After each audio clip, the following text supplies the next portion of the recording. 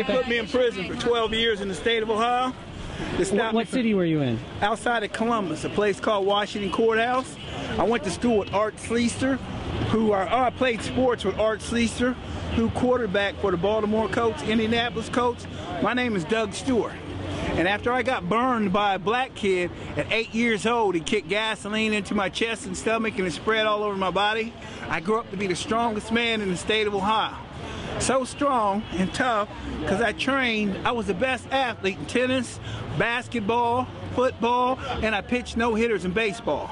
They didn't want me to be a rich man, so they put me in prison for 12 years, wrongfully, unjustifiably, just to keep me from being successful in life. I've been trying to tell my story about these criminal law enforcement like Roanoke, Virginia, in the state of Ohio, and America's Secret Service, FBI, White House, Republicans, Democrats don't want to deal with the truth about criminal law enforcement in America against me and probably many, many others. Name's Douglas Stewart. We need help in America. Obama, George Bush, Farrakhan. What's up? You know what I mean? Yeah, Mansfield Prison, when they put me in illegally in the state of Ohio, they put me in prison for 12 years, and Mansfield Prison was like some type of stadium castle, to where there's a lot of high-level steel stairs, and sometimes in the stair levels they had gates where they could lock the doors and people could spit on you, throw stuff at you, and you couldn't get at them because you're locked in. You know what I mean? I had that happen to me a couple times where some inmates threw stuff at us, spit on us, and we couldn't catch them because we were locked inside a stairwell. What's the craziest thing that you saw happen in Mansfield? People getting thrown off the stairs, 2 and 3 levels up. That's the craziest thing I saw in Mansfield, you know what I mean? Mansfield also had levels.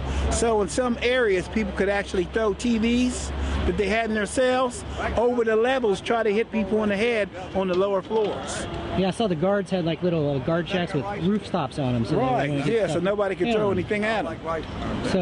And you mind telling me why you ended up in Mansfield? Why I ended up in Mansfield, truthfully, is because racism was very strong in the state of Ohio when I was put in prison, and the criminal white Republican law enforcement that I feel satanic didn't want to see me be successful as a young black man. Because after I got burned by fire by another black kid at 8 years old, and he was 14, I grew up to be the strongest man in the state of Ohio. Nobody could beat me up. White, black, police, whoever. I whooped everybody. So the main law enforcement, Republican criminals, didn't want me to be rich. So they put me in prison for nothing to stop me. And I've been telling America I can't get justice. And where did you go after Mansfield? I went from Mansfield, I went to Lebanon. I've been from Mansfield to Lebanon. I was in another place outside of Lebanon. I forget the name of it. And I was even in another spot near, I was in Chillicothe, Mansfield, Chillicothe, Lebanon, the LECI. And there was one other spot I can't remember because it's been so long ago. And it was like a medium prison. But yeah, they had me all over Ohio. Have you watched the movie Shawshank Redemption? Yeah, I love the Shawshank Redemption because the main thing is that he gets a criminal, organized movement and he survives the prison sentence. He escapes, he gets paid, he gets money to go find paradise after all the torture he went through and after all the bad things that he's seen, and the bad guys lose and the good guys win.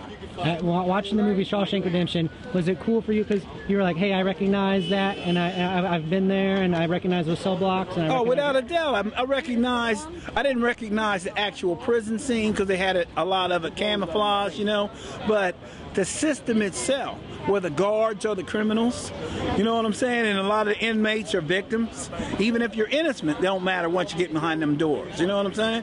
But yeah, that's what I really loved about it, was the fact that he survived. He accomplished something, used his brain after many years to succeed. And that's all I'm doing now. Same thing. What are you doing now? I'm telling my story to the end of time in America to try to get some compensation for all the popularity and the money I lost, not being allowed to be like my buddy Art Schlichter, a #1 football player for the Baltimore Indianapolis Colts, because he quarterbacked for Baltimore Colts, and then they changed over to Indianapolis Colts. I was just as good or better than Art Schlichter at everything. He failed in basketball. I didn't. I never had a chance. Okay. Can you hold up your tennis rackets and tell me about playing tennis? Yeah, well, in my tennis days, I always wanted to get Bjorn Borg. Bjorn Borg, the Swede, because I had an uncle that played good tennis, and I played a good tennis with a lot of other people in the state of Ohio, and the top spin lob and the smash and the serve was my best shots back in the days. And we're talking about the 70s and the 80s. The top spin lob, the smash, and of course the ace serve. I hit real hard because I'm a big guy. I used to run 30 miles too. So that's a little different for me. Talking to a guy who's been in prison for 12 years who plays tennis. Is that very unusual? Well, for me, I'm an unusual guy. I've never been normal ever since I was burned as a child. I never could fit in with children who didn't have scarred skin. No matter what color they are, I didn't feel the same. I felt like Freddy Krueger or Frankenstein. So I had to be super strong, super tough, super cool just to fit in. Who are some of your favorite tennis players today? Well, I like Federer and what's the other guy that was good before Federer? What do you think of John McEnroe? John McEnroe was never that good. He was always entertainer like Illy Nasty. Him and Illy Nasty were entertainers on the court, but as far as their game, they could never beat Bjorn Borg.